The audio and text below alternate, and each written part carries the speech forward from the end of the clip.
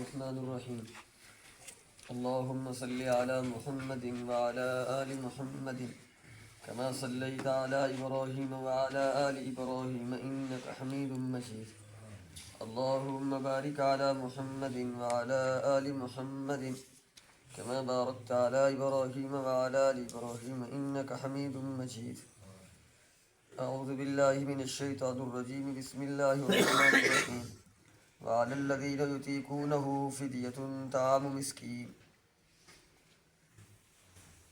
عن ابن عباس رضي الله تعالى عنه قال أن رسول الله صلى الله عليه وسلم كان يصلي في رمضان 20 ركعة سوى الوتر. کل مسئلہ ایک بیان کیا گیا کہ جو دو قسم کے لوگوں کے بارے میں کہ وہ ایک ایسا بوڑھا آدمی جو روزہ رکھنے کی طاقت نہ رکھتا ہو، اور دوسرا ایسا مریض جس کو اس مرض کے اندر ہی ڈاکٹروں نے کہہ دیا ہو کہ بچنا مشکل ہے. تو یہ دو قسم کے بندے اور کوئی نہیں. یہ کیا کریں گے؟ ایک روزے کے بدلے میں ایک آدمی کا جو جتنا صدقہ فطر بنتا ہے اتنا ادا کر دیں گے. ایک آدمی کا جتنا صدقہ فطر بنتا ہے اتنا ادا کر دیں گے. اس کو فدیہ کہتے ہیں. ایک روزے کے بدلے میں. تھوڑی سی وضاحت رہ گئی تھی. کچھ ساتھیوں نے کہا کہ آپ نے یہ نہیں بتایا کہ پورے مہینے کے بدلے میں ایک صدقہ فطر دینا ہے یا ایک روزے کے بدلے میں.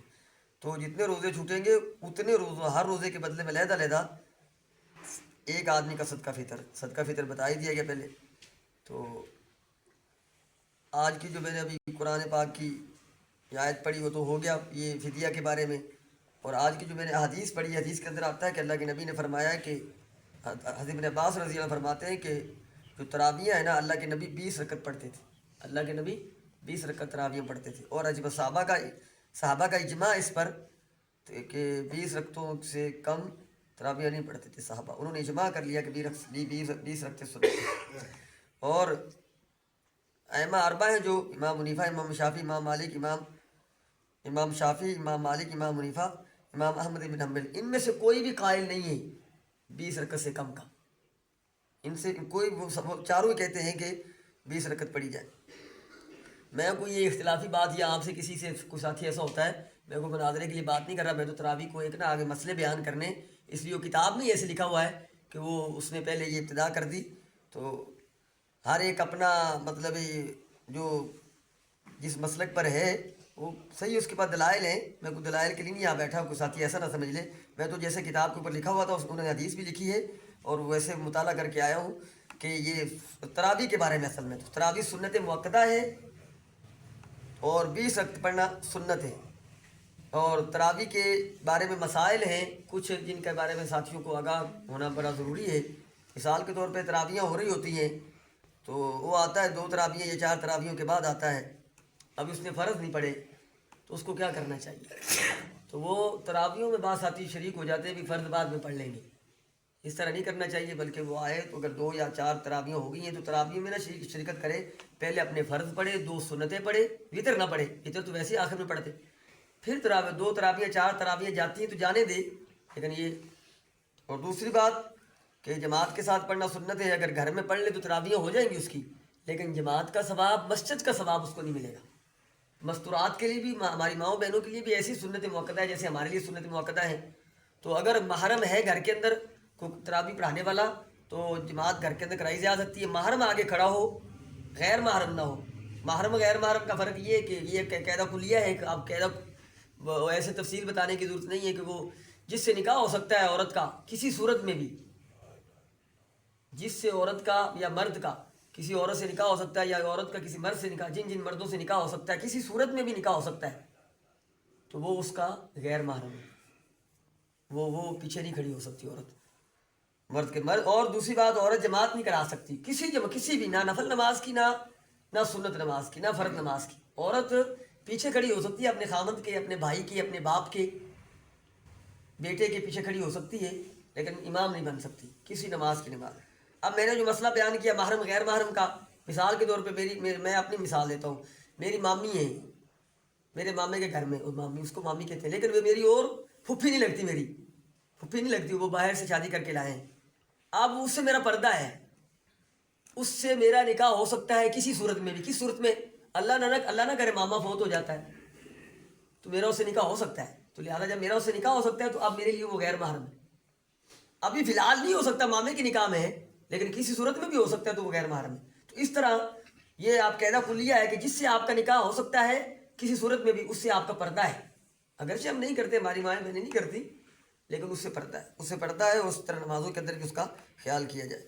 تو ہاں، اور جماعت کرائی جا سکتی ہے گھروں کے اندر بھی، لیکن اگر نمازی اتنے ہیں کہ اگر گھروں کے اندر جماعت کرائیں گے سارے ساتھی تو وہ مسجد کی جماعت کا خطرہ ہے. مسجد میں جماعت ہی نہیں ہوگی، سارے تو اپنے اپنے گھروں میں، تو پھر وہاں گھروں میں نماز نہیں پڑھی جا سکتی، بلکہ مسجد کی جماعت کا ہونا ضروری ہے. مسجد کی جماعت ہو رہی ہے، اس کے بعد آپ گھروں میں نماز پڑھائیں تو تراویح پڑھا سکتے ہو، کوئی حرج نہیں. دوسری بات، اس کی قضا ہے، جو ہر نماز کی، ہر فرض کی وتر کی قضا ہے، اس کی قضا نہیں. آج کی تراویح آپ نے آج پڑھ لی تو ٹھیک ہے، اگر آج کی آپ رہ گئی تو کل اس کی قضا نہیں کر سکتے. میں گزشتہ کل کی تراویح پڑھ لوں، سنت موقدہ ہے، سنت کی کوئی قضا نہیں ہوتی. اور اب یہ کل مسئلہ آیا، اس لیے اس کتاب کے اندر بھی آ گیا کہ اگر کوئی تراویحوں کے بارے میں اختلاف ہو جاتا ہے کہیں بھی، تو 18 ہوئی ہے کہ 20 ہوئی ہے کہ 16 ہوئی ہے، تو امام کی رائے پر اتفاق کیا جائے گا، کیونکہ امام پڑھا رہا ہے، جیسے وہ کہے گا کہ اتنی رکھتی ہوئی اس پر اتفاق کیا جائے. کئی معاملہ بن بھی جاتا ہے، اب تو متفقہ ہو جاتا ہے بھی ٹھیک ہے، مقتدی سے پوچھ لیا جاتا ہے جو غالب گمان ہے. لیکن اگر کہیں اختلاف زیادہ ہو جاتا ہے تو پھر وہ وہاں کس کا اعتبار کرنا یہ مسئلہ ہے. امام پڑھا رہا ہے تو امام کی بات کا اعتبار کریں گے، وہ جتنی رکھتے کہے گا اتنی رکھتے ہوں گے. اللہ کے نبی نے فرمایا، آخری بات فضیلت، اللہ کے نبی نے فرمایا جس نے تراویح پڑھی تو تراویح کے ایک سجدے پر اللہ 1500 نیکی اللہ تعالیٰ فرماتے. تراویح کے ایک سجدے پر 1500 نیکی اللہ تعالیٰ فرماتے. تو آپ حساب لگا لیں کتنی رکعتیں بنتی ہے، 20 رکعتیں کوئی کتنے 40 سجدے بنتے. ایک سجدے پر اللہ 1500 نیکی دیتے ہیں، تو 40 سجدوں پر 1.5 ضرب لگائے تو 60,000 نیکی بنتی ہے صرف سجدوں پر. تو دوسرے کتنے ارکان ہیں، تو یہ تھوڑی سی مشقت ہے، مشقت ختم ہو جا رہی ہے. اب 6 ماہ اب روزہ رکھا گیا، جن ساتھیوں نے ماشاءاللہ سب اللہ نے توفیق دی، وہ مشقت ختم ہو گئی، لیکن اس کا اجر اللہ نے باقی رکھ دیا. اللہ تعالیٰ ہمیں عمل کی توفیق عطا فرمائے. الحمدللہ رب العالمین والعاقبۃ للمتقین والصلاۃ والسلام علی سید الانبیاء واشرف الانبیاء والمرسلین. ربنا آتنا فی الدنیا حسنۃ وفی الآخرۃ حسنۃ وقنا عذاب النار. ربنا لا تؤاخذنا ان نسینا او اخطانا. یا رب العالمین ہماری سیئات سے، ہمارے گناہوں سے درگزر فرما. یا رب العالمین رحم کا کرم کا معاملہ فرما کر یا اللہ ہمیں رمضان المبارک کی قدر کرنے کی توفیق عطا فرما. اللہ جو اعمال کیے ہیں ان کو اپنی بارگاہ میں قبول فرما لے. اور یا اللہ جو کمیاں کوتاہیاں وہ معاف فرما دے. یا اللہ آئندہ کے لیے یا اللہ ہمیں نبی پاک صلی اللہ علیہ وسلم کے مبارک طریقے کے مطابق یا اللہ سارے اعمال کرنے کی توفیق عطا فرما دے. اپنی محبت کو، نبی کریم صلی اللہ علیہ وسلم کی محبت کو یا اللہ تمام محبتوں پر غالب کر دے. یا اللہ تمام بیماروں کو صحت کاملہ عاجلہ مستمرہ عطا فرما دے. یا رب العالمین تمام مرحومین کی بخشش فرما دے.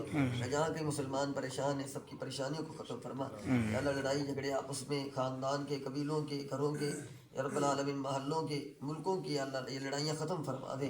یا رب العالمین غزہ کے مسلمانوں کی مدد فرما. اللہ اسرائیل کو، اسرائیل کے حواریوں کو دنیا سے نیست و نابود فرما. اللہ قوم عاد اور قوم ثمود کی طرح ہلاک فرما. صلی اللہ تعالی علی خیر خلقہ محمد و آلہ و اصحابہ اجمعین.